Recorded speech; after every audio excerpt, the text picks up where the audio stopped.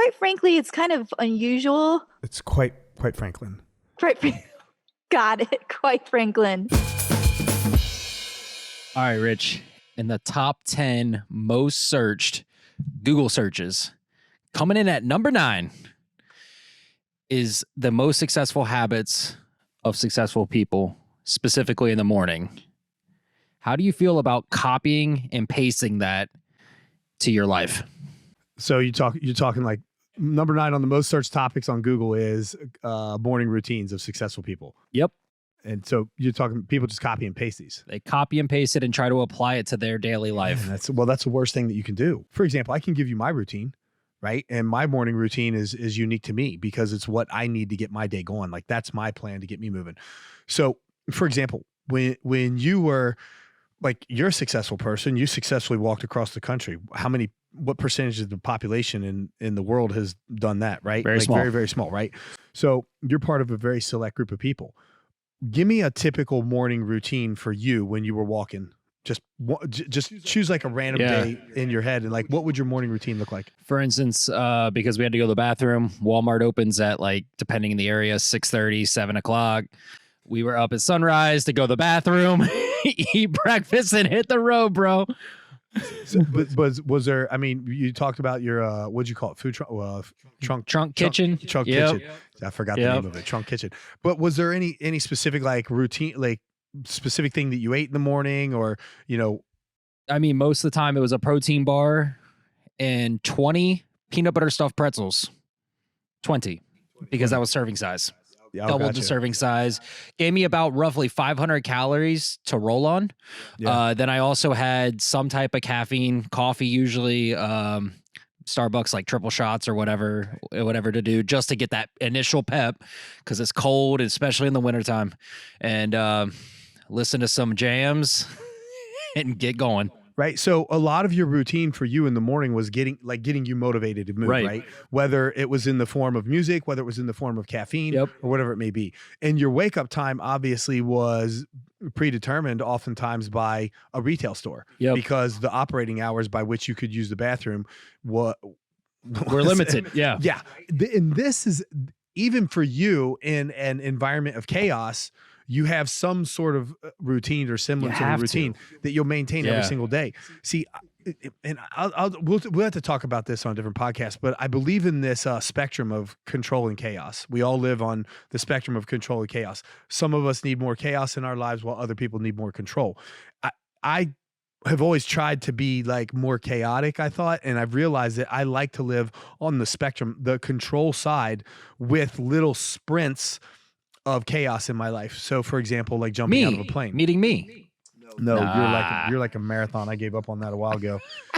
But like jumping out of a plane, for example. But it's a few minutes until you get back down to the ground again. You got some chaos in your life. It's actually not that way, but most people that have never jumped before view it as chaotic. And so that's a little sprint of chaos. But then I can go back home and get back to my routine, my workout schedule, my nutrition, or all that. And so, if you're copying and pasting the routine of a successful person, it's not going to do you any good. I get a lot of these questions on my social media, like, what's your morning routine? What's your routines look like? And I can lay out my morning routine for you, but it's specific to me. I've talked about the mind, body, soul connection before. So when I wake up in the morning, I typically, before I get out of bed, I will spend time. I've actually made a game out of memorizing Bible verses now. So it's how I spend time in the Word. Yeah. And I have probably somewhere around 120 verses memorized. Dang. Yeah. So good for you. But it takes time to go through those every day. Like I don't go through all of them every day, but maybe like now that I have that many, I'll go through like half one day, like my Old Testament verses one day and my New Testament verses the next. But either way, as part of my routine, when I wake up in the morning, I'm like, okay, well, I'm going to spend time for me from my soul, like the spiritual connection that I need. For me, it's my faith and it's spending time with my Bible. Then there's the mind portion of it. So when I finally get out of bed, and I might be in bed for, 15, 20, sometimes 45 minutes going over my Bible verses, just depending.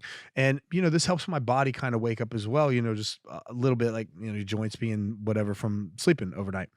But then when I finally get out of bed, the next thing I do is I make my bed. And me making my bed serves a couple purposes, but one of them is that it's like I'm closing a chapter on the previous day and I'm starting a new chapter. It's like a fresh beginning to my day. And and I actually use the making of my bed as a mental exercise. Like I'm going through that, like this is a new day. What do I have to tackle today as I'm doing this? And the other thing is this, that if I end up like setting goals for the day, and sometimes we fail when we set our goals, like we don't perform the way that we want Happens to. all the time. Yeah, I can at least come back and see that my bed is made and say, well, I succeeded at one thing today. Like I did at least one task successfully, right? And then from there, as far as like my body is concerned, then I go in and I make my breakfast, and I make my same breakfast every morning. I eat almost the same thing every day. I have some egg whites, some eggs, a little bit of ground beef, put those things together. I eat my grapefruit first. Typically I have my apple cider vinegar, and then I'll do my grapefruit. Then I do my egg concoction with some sweet potatoes. And that's my breakfast 90% of the time. It's my breakfast almost 100% of the time if I'm not on the road. And if I am on the road, I do something as similar as I possibly can. And even when for example, when I stay in a hotel room, when I'm on the road, I still get up and make my bed. Even if room service is going to come in and make my bed for me, I still get up and make my bed because it's part of my morning routine. Like I don't deviate from that. Now, having explained my morning routine and the purposes behind my morning routine, like these are the things that I need. Me laying in bed, spending time in my Bible reading allows my body to kind of wake up naturally. You hear a lot of hyper successful people. They're like, well, the 5 a.m. club, Brian Kane, my mental conditioning coach, my mental performance coach, when I was competing, good friend of mine, like he's always like 5 a.m. club, and he gets up every day and he runs at 5 a.m. I'm not that guy. I can't do it. I've tried. I can't do it. Yeah. I mean, the only time I'm part of the 5 a.m. club is when it's by accident or I have jet lag.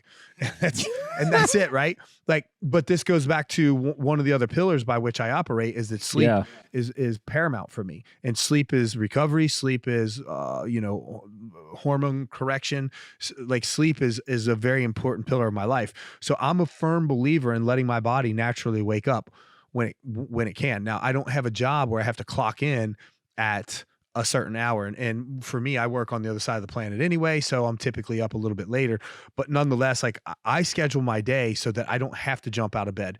Now, there are days where I have to set an alarm. I'm catching a plane and whatnot. But in general, that's my day. So it's like I'm going to get as much sleep as I can, because my body will naturally wake up pretty much, if I'm lucky, if I can sleep 8 hours, like, especially the older I get, the more difficult it is. But there's no sense in me setting alarm 5 hours after I go to bed just to get myself up at 5 in the morning to be part of the 5 a.m. club. But if that works for you, great. More power to you. But if you need to set that alarm to be regimented and that needs to be part of your morning routine, then do that for you. The last thing you want to do is, if you're not a morning person, is be number 9 on the Google search for someone famous or successful and what their morning routine is. And when you see them get up at 5 a.m., you're like, well, I'm gonna start getting up at 5 in the morning. And then like, it's this grind where you're like, man, I'm miserable every day. I got to get up at this time of the morning, and it's just not sustainable. So somebody else wakes up at 5 in the morning. I wake up at 8 in the morning.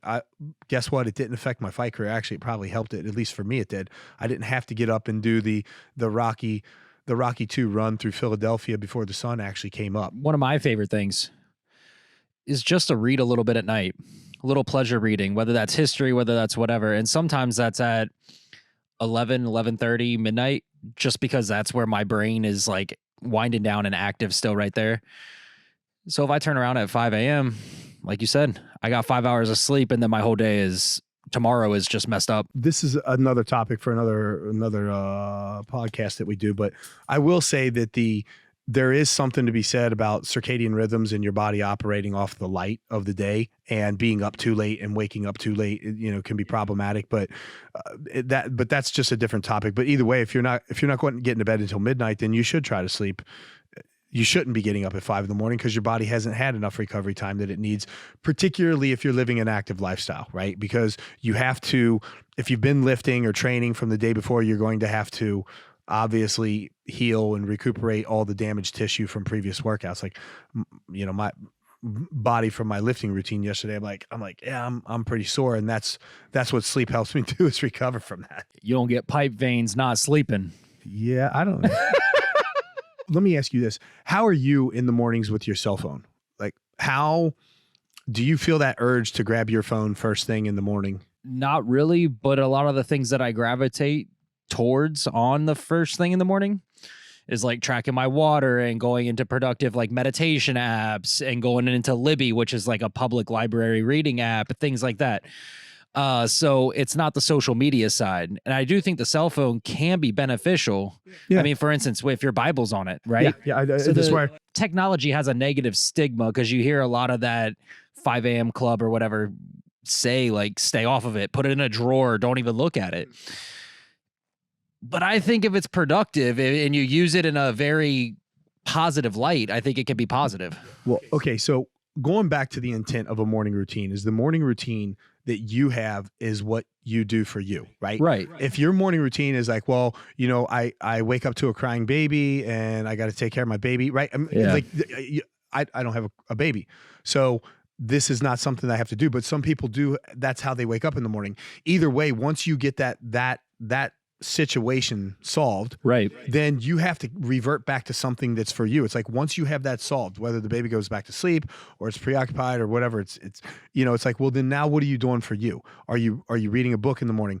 And it's really about being purpose driven. So if you're grabbing your phone in the morning and there's a purpose to it, because like for me, the Bible verses that I have memorized, like I do have them in an app as well as highlighted in my Bible. So I can flip through my Bible and a physical Bible, and it can take me longer, or I can use the app on my phone. Now I can fortunately use the app on my phone while my phone is still in airplane mode. Sure. So I don't have the seduction of, well, let me check my Instagram real quick. Let me see what emails came in. Let me see what text messages I got and start responding to people overnight, particularly me, because I work in so many different time zones that I have a lot of stuff coming in. So what I'm doing in the morning is it's a very purpose driven thing for me. And that's what people need to do. I think the other caution that I would give people is that when they're doing a morning routine, so many people, they'll grab their phone first, but then they lack any kind of morning routine. Like when it comes to nutrition, I'm just going to grab a cup of coffee, or they don't do anything. And like, I'm just going to swing through the Starbucks on the way and grab a cup of coffee. Right. And that's pretty much all they have until noon or 1 or whenever they can eat next. And there's never even an anchored time where they can eat next because they don't have any kind of routine or purpose during their day. So, you know, for me, going back to what I said initially, it's about this mind, body, soul connection. So the rest of my routines, you know, I laid out my morning routine for me, but everything else revolves around that. When I go to bed at night, I've talked about my nighttime routine and the prayer that I do. And once again, I typically end my day. I begin my day with either my Bible or prayer, and I end my day with either Bible or prayer, or both for that matter. But the whole point is like, as my day goes through, I have this whole mind, body, soul connection. So when I sit down for my next meal at lunch, for example, I'll typically pray for my meal. And that's, you know, I'm taking care of my soul and I'm taking care of my body at the same time because I'm getting ready to eat a meal. So it always falls back on these pillars for me of what I've basically built my life around. Yeah. And that's what your routines should support. It should support the very things that you, otherwise, when you're grabbing your phone in the morning, like even what you described, it's purpose driven, but if you're bypassing that, then there's no purpose to it. And whatever routine you have it's just not serving a purpose. No tic tac in the morning. Or TikTok. Yes. That's what I meant. Quite Franklin is providing this podcast as a public service, but it is neither a legal interpretation nor legal advice, nor a statement of Quite Franklin policy. Reference to any specific product or entity does not constitute an endorsement or recommendation of that product or entity by Rich Franklin or Quite Franklin. The views expressed by guests on the podcast are their own, and their appearance on the program does not imply an endorsement of them or any entity they represent. Views and opinions expressed by Quite Franklin employees or representatives are the views and opinions of the persons expressing them, and do not necessarily reflect the views or opinions of Quite Franklin or any of its officials or principals. Nothing heard on this podcast at any time is medical advice or is intended as medical advice. The listener must always consult his or her personal physician or other qualified medical professional regarding any questions of a medical nature. If you have any questions about this disclaimer, please contact our general counsel.